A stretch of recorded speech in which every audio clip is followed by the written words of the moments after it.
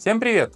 Снятие и установка покрышек велосипеда необходимо во многих случаях. Прокол камеры, замена старой покрышки на новую, ремонт обода, замена спиц или втулок, переход на бескамерные покрышки и возможно что-то еще. Вы на канале На Велике с Бананом, меня зовут Игорь, и сегодня поговорим о том, как снять и поставить покрышку велосипеда. В прошлом ролике я рассказывал про протектор шин и говорил, что купил себе новые покрышки.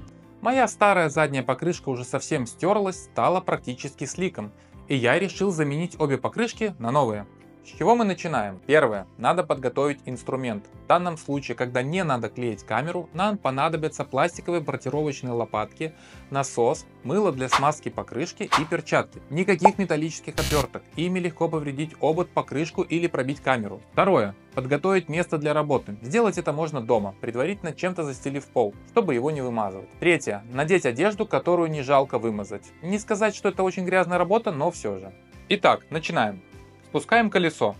У меня ниппель Presto, поэтому откручиваем немного гайку и нажимаем на нее. Ждем, пока выйдет весь воздух. После того, как спустили весь воздух, откручиваем гайку, которая удерживает ниппель в ободе. Далее берем лопатку и поддеваем край покрышки.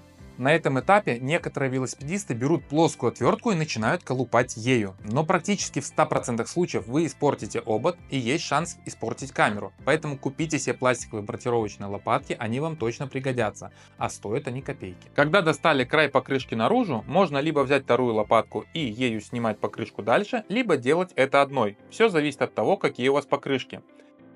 Если вам надо для разборки две лопатки, то первую цепляем за спицы, обычно у всех лопаток есть для этого специальные зацепы, а второй ведем дальше. Обычно, чем уже покрышки, тем их сложнее снять и поставить. Грязевые часто ставятся легко и даже без лопаток, а вот шоссейные снять и поставить бывает крайне сложно. В моем случае достаточно одной лопатки, так как покрышки снимаются довольно легко.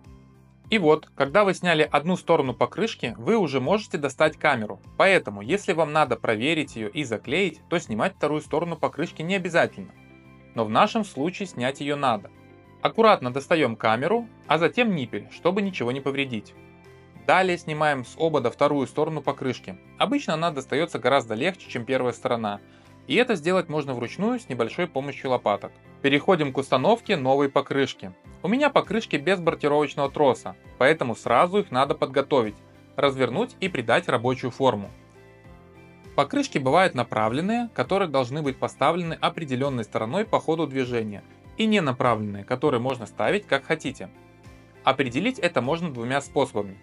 Первый – это посмотреть на протектор. Мои старые шины не направленные, узор у них как ни смотри равномерный, и неважно какой стороной мы их поставим, ничего не поменяется. А на новых узор протектора как бы показывает, в каком направлении надо ставить покрышку. Второй способ, он же основной, найти на покрышке надпись со стрелочкой, которая указывает, в каком направлении должна крутиться покрышка. Сразу мы устанавливаем одну сторону покрышки. Потом мы ставим камеру. Она должна быть чуть-чуть накачана, чтобы имела форму колбаски, а не пустой кишки.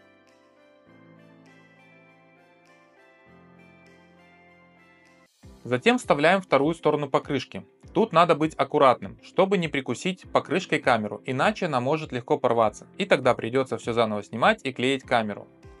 Именно для этого мы немного накачали ее, чтобы она нигде не вылазила и не попадала куда не надо. Когда ставите вторую сторону, сразу она ставится легко руками, но в какой-то момент она будет заходить все труднее и надо будет помочь ей лопатками. Или чуть сильнее надавить руками, как в моем случае. Когда поставили покрышку, пора ее накачать. И вот тут есть один нюанс.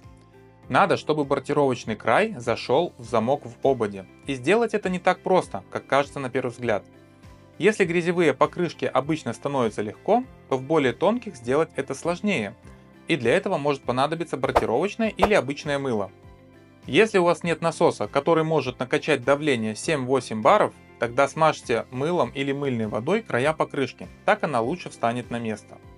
Но я не буду использовать мыло, так как у меня есть большой насос, который и поможет мне накачать колесо.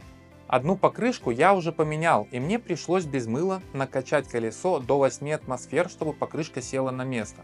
Но не все насосы могут накачать 8 атмосфер, особенно дорожные, поэтому мне пришлось брать свой большой насос. Я рекомендую завести дома такой насос с манометром, примерно вот как мой.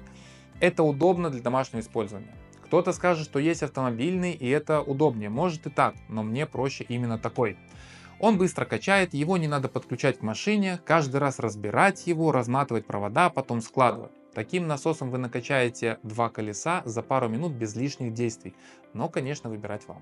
Еще я рекомендую купить вам в дорогу насос, который может накачать высокое давление, хотя бы до 8-9 бар. Особенно это актуально тем, у кого такие же шины, как у меня, или кто ездит на шоссейных велосипедах. Вот, колесо уже накачано. Сейчас проверим, везде ли покрышка стала на место. И вот мы видим, что в одном месте с двух сторон она не села на место. Видно, что шина как бы вдавлена в обод. Поэтому качаем дальше, пока не сядет полностью. Просто достать покрышку вручную, как в детстве на раскладном велосипеде, не получится. Качать все тяжелее, но видим, что под давлением покрышка становится на место. Еще раз проверяем, все ли хорошо. Да, покрышка стала на место. Везде виден одинаковый отступ от обода. Теперь регулируем давление, которое вам надо, и можно ехать. Вот мы и поменяли покрышку, заняло это буквально минут 10. Подписывайтесь на мой канал, ставьте лайки, комментируйте и до новых видео. Пока-пока.